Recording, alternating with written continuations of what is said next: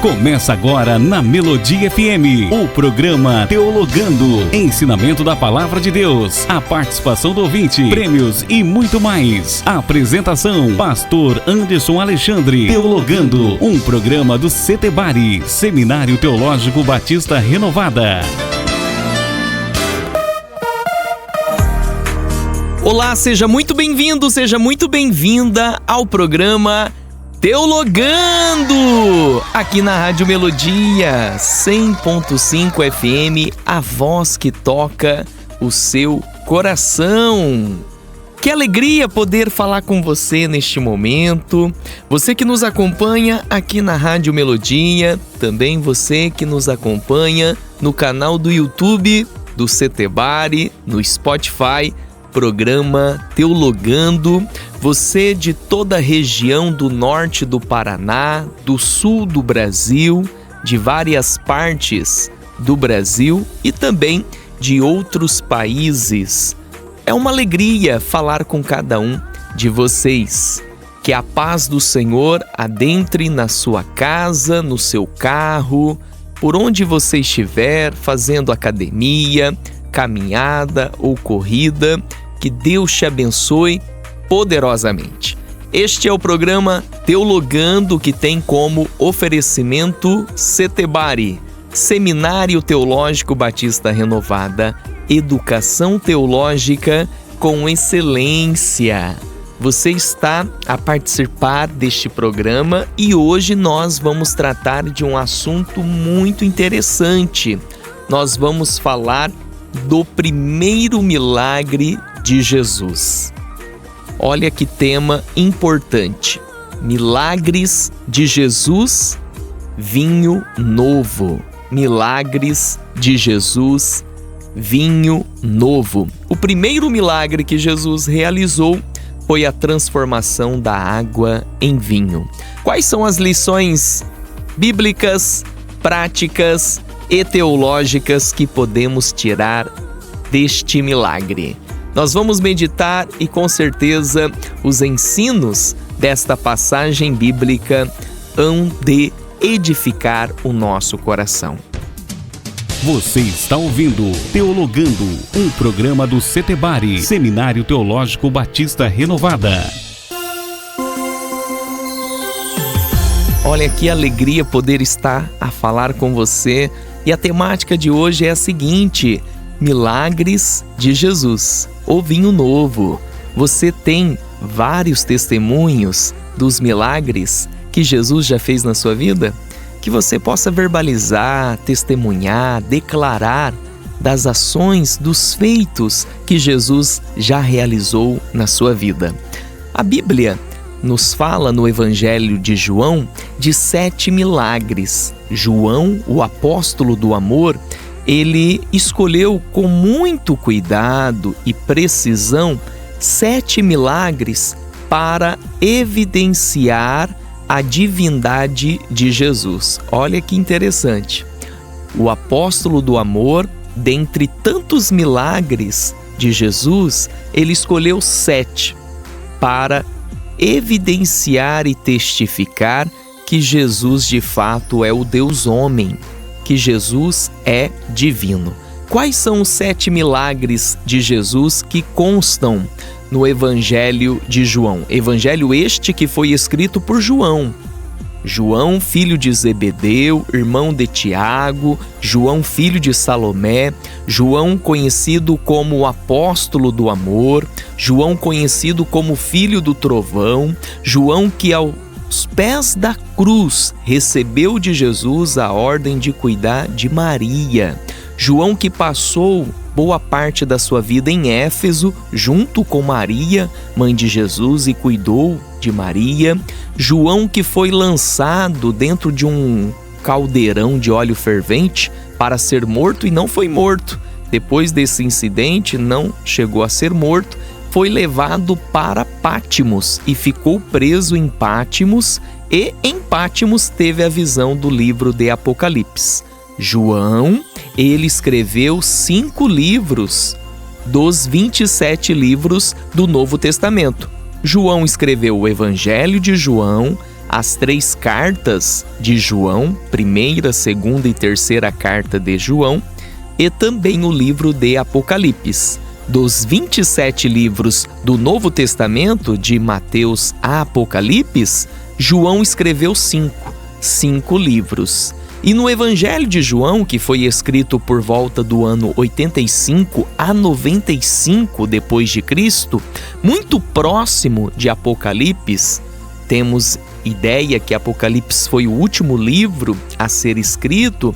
João, então, ele escolhe 7 milagres para evidenciar, confirmar, corroborar e testificar que Jesus é Deus homem, que Jesus é divino. E quais são esses 7 milagres? Olha só, primeiro, no capítulo 2, Jesus transforma a água em vinho. Segundo, no capítulo 4, a cura do filho de um oficial do rei. Terceiro, no capítulo 5, a cura de um paralítico.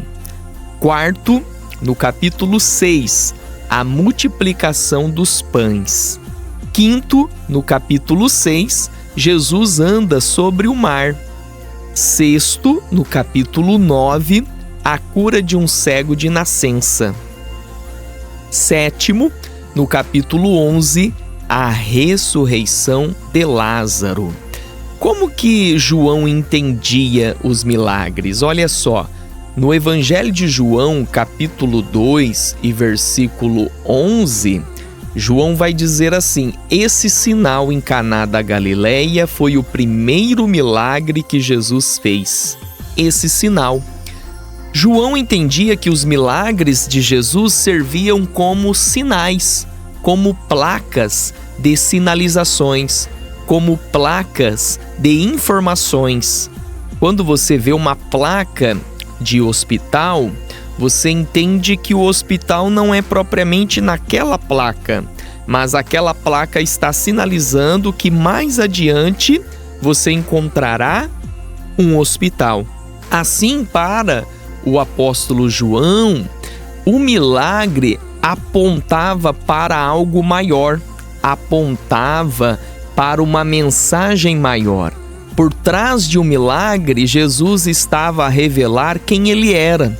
Jesus estava a revelar o seu poder, a sua glória. Ou seja, João, ele usa 7 milagres para apontar para além dos milagres, para evidenciar para além dos milagres, que era a pessoa de Jesus. Jesus é Deus homem, porque esses milagres só podem ser feitos por parte de Deus. E esses milagres confirmavam que Jesus de fato era e é Deus, era e é divino. Vamos então analisar este milagre, que é o primeiro milagre do Evangelho de João, conforme está aqui no capítulo 2, do versículo 1 ao versículo 11. Olha só o que o texto diz no versículo 1. 3 dias depois, houve uma festa de casamento no povoado de Caná da Galileia. A mãe de Jesus estava ali.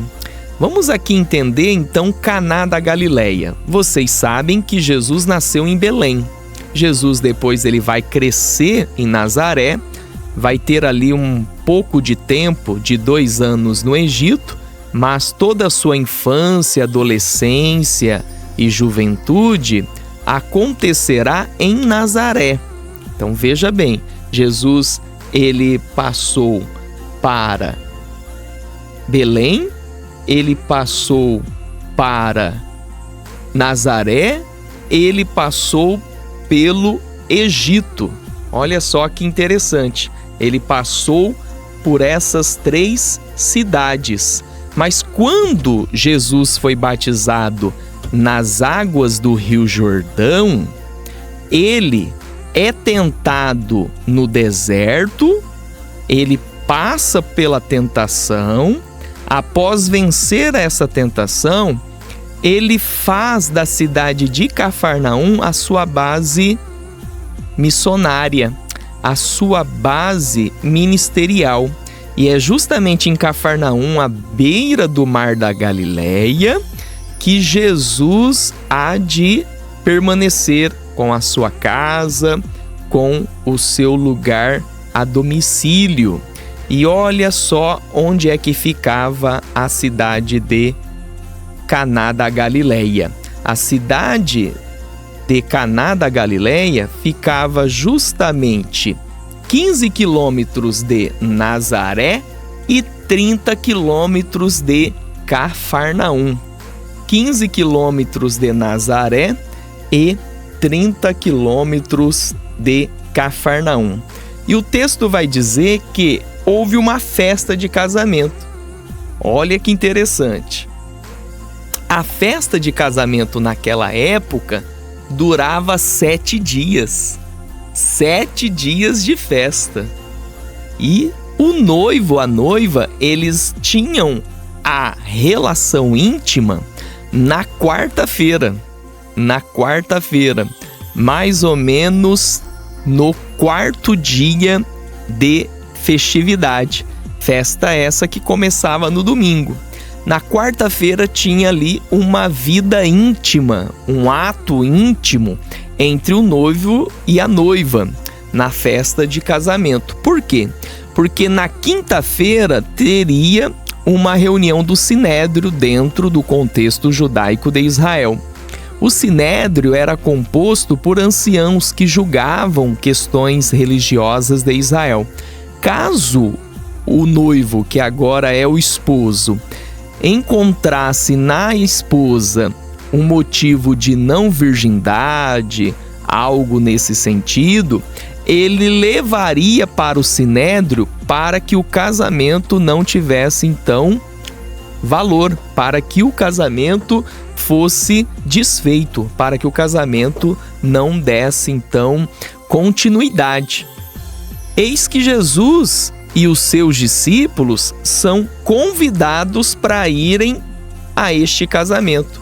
E o texto vai dizer, e Maria estava lá, dando a ideia que Maria já estava nesse casamento, possivelmente por ser algum tipo de parentesco, ser algum tipo de membro da família desses integrantes que estavam a realizar um casamento. Também é interessante entender que estava bem no início do ministério de Jesus e Jesus ainda não havia escolhido todos os seus discípulos. Então, ao estudar os evangelhos, podemos entender que naquele período Jesus estava com os seguintes discípulos: João, André, Pedro, Filipe e Natanael. João, André, Pedro, Filipe e Natanael. Jesus não estava com os 12, somente com esses: João, André, Pedro, Filipe e Natanael, porque os demais viriam. Inclusive, Natanael, ele era oriundo de Caná da Galileia. Ele era um morador de Caná da Galileia. E o texto vai dizer o seguinte no versículo 2. Olha só o que o texto vai dizer no versículo 2. E Jesus e seus discípulos também foram convidados para a celebração. Não todos os discípulos, porque Jesus não havia escolhido todos eles, mas somente uma parte desses discípulos. E o versículo 3. Durante a festa, o vinho acabou, e a mãe de Jesus lhe disse: eles não têm mais vinho. Olha que interessante, Maria sabia muito bem quem era Jesus. Maria recordava muito bem da experiência que ela teve com os anjos, da experiência que ela teve com a geração de Jesus em seu ventre por parte do Espírito Santo. E Jesus era tido pela sua mãe como uma pessoa especial, uma pessoa divina, uma pessoa com poderes para além de ações humanas. Diante de um problema como este, Maria foi até Jesus e disse: Jesus, eles não têm mais vinho. E olha o que diz o versículo 4. Mulher, isso não me diz respeito. Respondeu Jesus: minha hora ainda não chegou. A expressão mulher que Jesus utilizou no original grego é giné, que não é uma ideia de desrespeito, de humilhação, de confronto, não. E sim, no original grego, traz uma espécie de madame, que era muito comum naquela época utilizar esta forma de diálogo. Mulher, madame, isso não me diz respeito. Então, nós, da cultura ocidental, podemos até considerar que houve uma espécie de falta de respeito, mas não.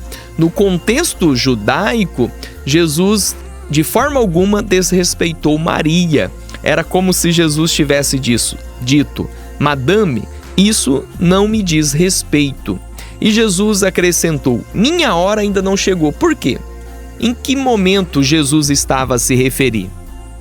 Jesus estava a se referir que a hora dele era a Páscoa, o lugar era Jerusalém, ou seja, a morte na cruz do Calvário.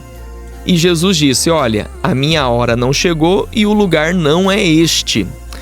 John Ederman, um professor do seminário de Princeton, ele vai dizer que esse milagre que aconteceu aqui foi um milagre muito silencioso. Você pode reparar que os milagres que Jesus fez, esses milagres eram tidos como milagres pelas pessoas que estavam em sua volta. As pessoas observavam o clamor, o pedido e os milagres aconteciam. Esse milagre em si, nenhum momento trouxe uma fala de anúncio, olha só o milagre que eu vou fazer, olha só o milagre que eu acabei de fazer. É um milagre silencioso. Jesus transformou água em vinho e ponto. E não fez um anúncio e tudo mais. E na nossa vida não é diferente. Muitas vezes Jesus realiza ações silenciosas, porém essas ações, esses milagres, esses livramentos estão a acontecer. E o versículo 5 diz assim, sua mãe, porém, disse aos empregados, façam tudo o que ele mandar. É muito forte esta expressão que Maria usou. Façam tudo o que ele mandar, que nós possamos fazer tudo aquilo que Jesus mandar, que nós possamos seguir conforme todas as ordens que Jesus nos mandar. Havia ali perto 6 potes de pedra. Então, naquela época, os judeus eles usavam potes em suas residências com água para lavar as mãos depois de um contato com gentios, ou seja, com os não judeus, para lavar as mãos e depois tomar as refeições. Simbolizava uma lavagem religiosa, cerimonial, para purificação. E ali haviam 6 potes de pedra, com medidas de 80 a 120 litros cada pote. E Jesus disse aos empregados, no versículo 7, encham os potes com água. Quando os potes estavam cheios, Jesus então disse, agora tirem um pouco e levem ao mestre de cerimônias. Os empregados seguiram exatamente com essas instruções. Olha que interessante. A importância de ouvir a voz de Jesus e a importância de seguir corretamente as ordenanças de Jesus. Quando eles fizeram isso, veja bem o que aconteceu no versículo 9. O mestre de cerimônias provou a água transformada em vinho, sem conhecer sua procedência, por isso que John Ederman fala que é um milagre silencioso, porque não ficou fazendo barulho em cima deste milagre, mas de fato o milagre aconteceu, sem conhecer sua procedência, embora os empregados obviamente soubessem. Então chamou o noivo e disse o seguinte, olha, o noivo sempre serve o melhor vinho primeiro, mas vocês fizeram diferente. Vocês serviram o melhor depois. E aí o mestre de cerimônias diz, depois, quando todos já beberam bastante, serve o vinho de menor qualidade, mas você guardou o melhor vinho até agora. Jesus transformou a água em vinho de modo que fez com que aquele noivo concedesse aos seus convidados um vinho de alta qualidade no decorrer e no final da festa. Na ótica humana, tudo que começa é bom no começo. Com o passar do tempo fica ruim, fica morno, fica sem sal, fica sem açúcar, perde o sabor. Mas na ótica divina, o melhor sempre está por vir. O melhor sempre está por vir.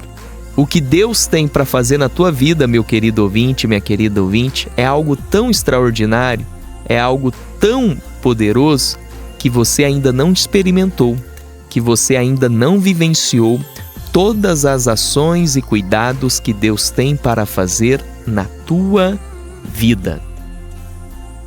É interessante nós observarmos aqui que está a ocorrer uma transição do Antigo Testamento para o Novo Testamento, da lei para a graça. Veja bem, Moisés, que foi o autor da lei, em Êxodo 7,19, ele transformou água do rio em sangue para juízo, para condenação. Jesus, o representante da graça, o seu milagre foi a transformação da água em vinho para a celebração, para a glorificação, para o livramento. E aqui evidencia-se o encerramento da lei e o início da graça. Tanto é que alguns biblistas e teólogos vão dizer que quando Jesus disse: encham os potes até a borda, ou seja, encham os potes totalmente, alguns biblistas vão interpretar que, na verdade, Jesus estava a dizer: olha, a lei foi cumprida até o final, até a borda, completamente. E a partir da retirada do vinho, daqueles potes que estavam com água, mas houve a transformação da água em vinho, e aquela caneca retirava o vinho e não mais a água, era o início de uma nova era, era o início de uma nova dispensação, era o início da graça. E Jesus então realizou esse milagre, trazendo um refrigério, trazendo um milagre de glorificação dentro daquele casamento. Só Jesus para fazer isso.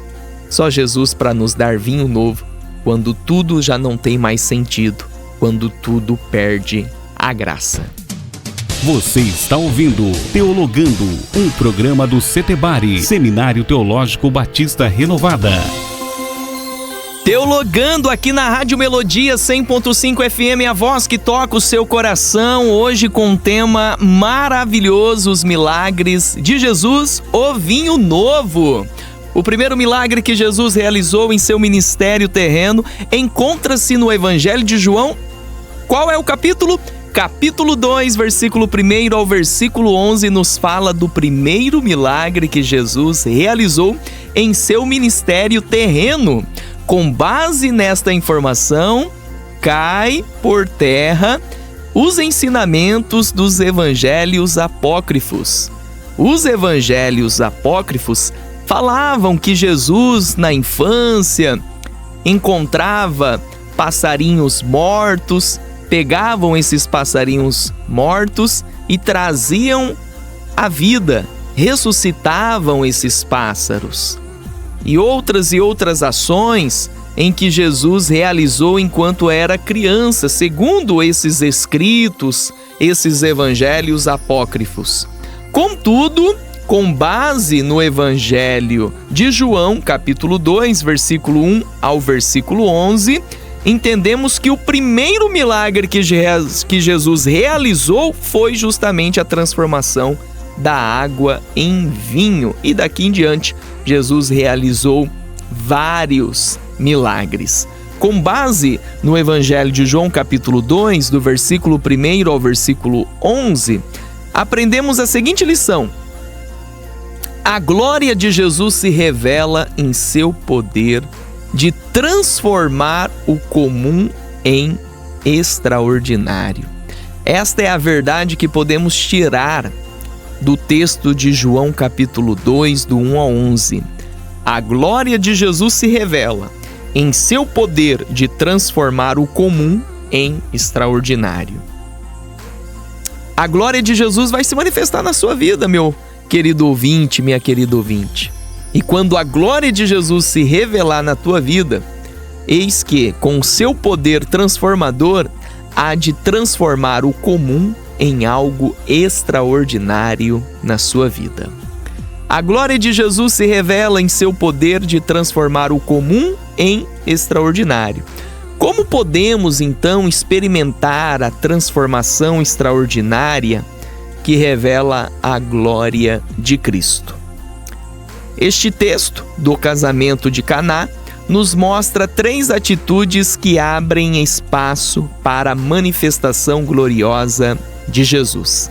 3 atitudes. Primeira, tenha Jesus por perto. Olha só que interessante. Se você quer ver a manifestação da glória de Jesus na tua vida, você tem que ter a primeira atitude. Ou seja, tenha Jesus por perto.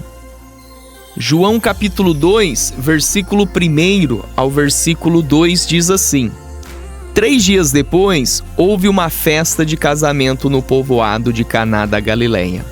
A mãe de Jesus estava ali, e Jesus e seus discípulos também foram convidados para a celebração.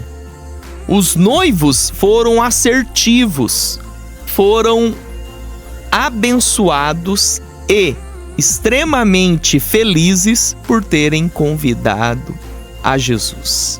Que nós venhamos aprender com esses noivos. Precisamos ter Jesus por perto. A presença de Jesus neste casamento foi a principal solução para a falta de vinho. Caso aquele casamento seguisse o itinerário que estava já previsto, que era a falta de vinho e não ter mais vinho, seria lamentável, seria prejudicial, seria triste. Mas Jesus providenciou vinho, de modo que não acabou o vinho naquela festa, de modo que eles tivessem então condições de desfrutar a respeito do vinho naquela celebração. Se eu e você queremos ter a glória de Jesus no nosso meio, o poder transformador de Jesus no nosso meio, precisamos ter esta primeira atitude, ou seja, ter Jesus por perto. Para isso, precisamos buscar um relacionamento intencional com Ele. Precisamos cumprir Mateus 6,6, trancar no nosso quarto e falar com o Pai que nos vê em secreto e há de nos recompensar. Precisamos ir em lugares onde Ele possa estar. Quais são os lugares que Ele não há de estar? Quais são os lugares que Ele há de estar? Neste quesito, não estou a me referir aos atributos do Senhor, como a onipresença. Salmo 139 diz que Deus está até no inferno. Não há lugar onde Ele não esteja. Não estou a me referir à sua presença de modo transcendental, à sua transcendência. Estou a me referir à sua presença em sua forma imanente, na sua imanência, em um lugar em que Ele está e permanece e manifesta a sua glória. Há lugares em que Ele se encontra e há lugares que Ele não manifesta a sua glória, que Ele não está com a sua imanência, com o seu poder, com a sua manifestação. Então que você pense comigo agora, quais são os lugares que você tem frequentado? Esses lugares que você tem frequentado são lugares em que Jesus realmente possa estar? Ou são lugares que Jesus realmente se retirou porque são lugares que não glorificam a Deus, não exaltam o nome do Senhor? Se você quer a glória de Jesus na tua vida, é preciso e necessário você buscar então ter Jesus por perto. E ter Jesus por perto é justamente isso, ir em lugares onde ele possa estar. Lugares que eu entendo que Jesus há de estar. A igreja local, um ambiente de adoração, pessoas em comunhão para adorar a Deus, na ajuda ao próximo, servir o próximo, e nós possamos ter Jesus por perto. Segundo, a segunda atitude para você ter a glória de Jesus sendo revelada na tua vida é: ouça a sua voz. Olha só, João capítulo 2, versículo 3 ao versículo 5, diz assim: durante a festa, o vinho acabou. E a mãe de Jesus lhe disse: eles não têm mais vinho.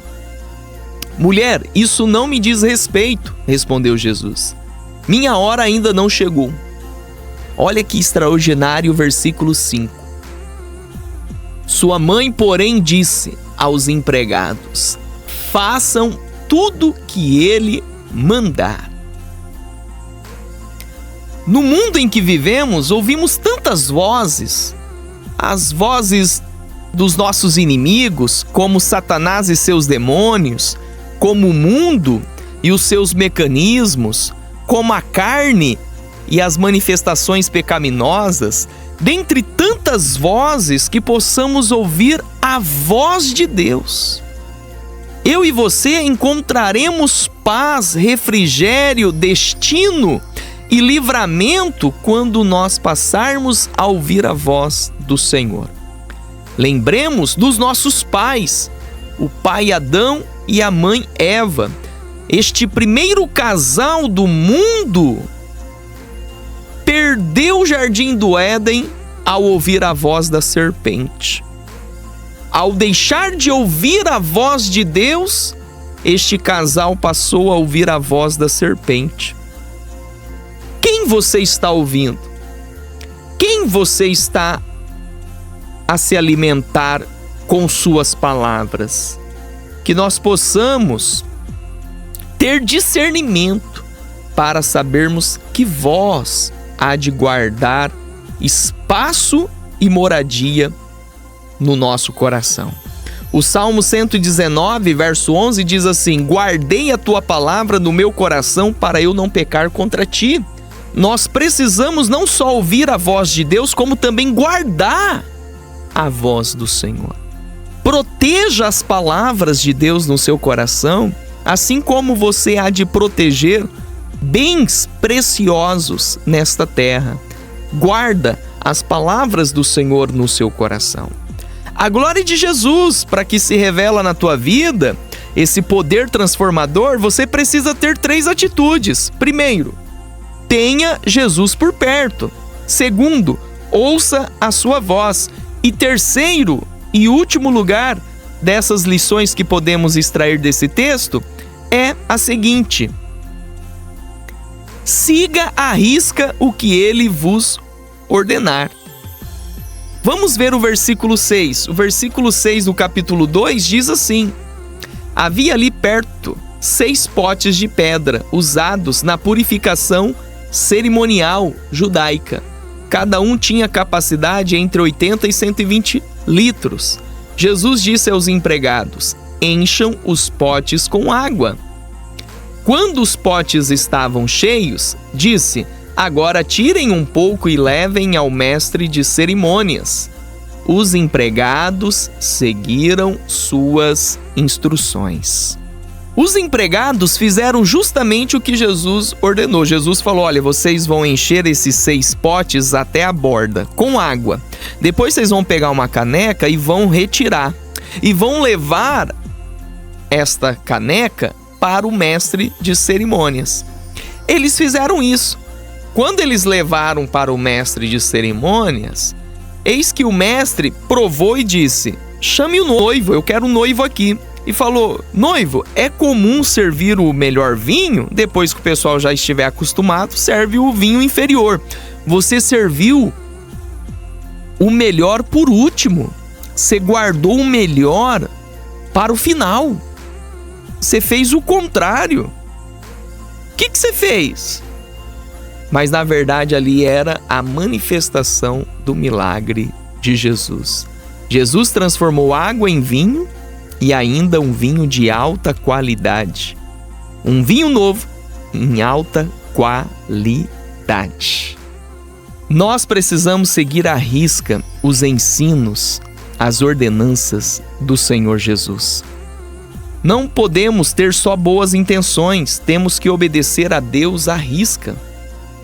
Não podemos só iniciar, temos que terminar. E para terminar, temos que seguir à risca as ordenanças do Senhor.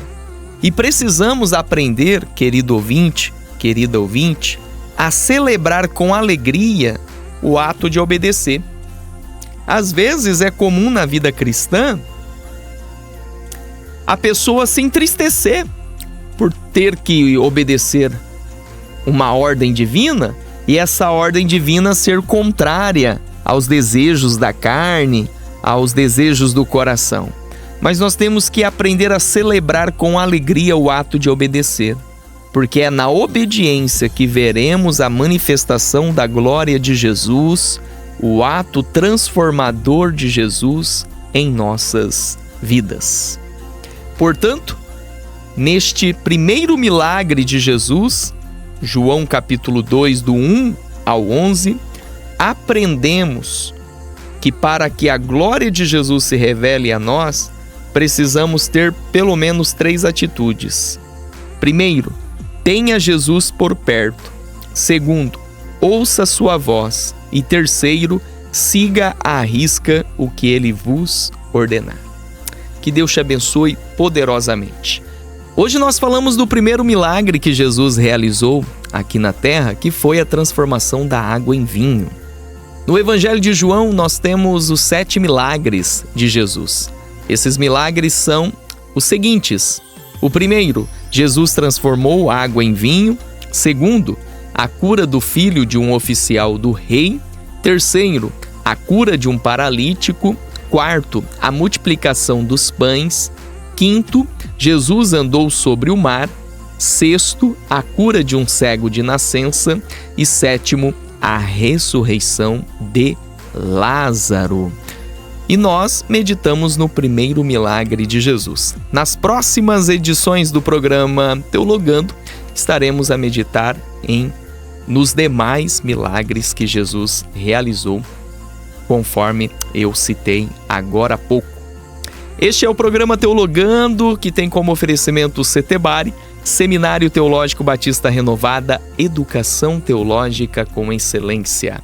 Eu sou o pastor Anderson Alexandre e convido você a nos acompanhar na rede social PR Anderson Alexandre no Instagram e também Setebari Teologia no Instagram. Você pode acessar o nosso site Setebari, tem o blog, vários artigos para você estudar temas teológicos, temas bíblicos e temas espirituais que vão edificar a sua vida. Deus te abençoe e até mais com a graça de Deus. Você acabou de ouvir o programa Teologando. Volte nos ouvir no próximo sábado.